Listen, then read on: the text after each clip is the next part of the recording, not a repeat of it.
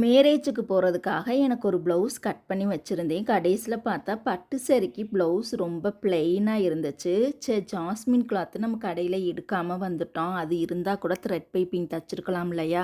அதுவும் இல்லை. சரி, லேஸ் ஒர்க்காச்சும் நம்ம பயன்படுத்தி தைக்கலாம்னு சொல்லிட்டு லேஸ்லாம் பார்த்தப்ப எல்லாமே டிசைனர் லேஸாகவே இருந்துச்சு. அந்த லேஸ்லாம் நான் தச்சு போட்டே பழக்கமே இல்லை. மெல்லிசான லேஸ் ஏதாச்சும் இருக்கான்னு பார்த்தப்ப தான் இந்த லேஸ் எனக்கு ரொம்ப பிடிச்சிருந்துச்சு.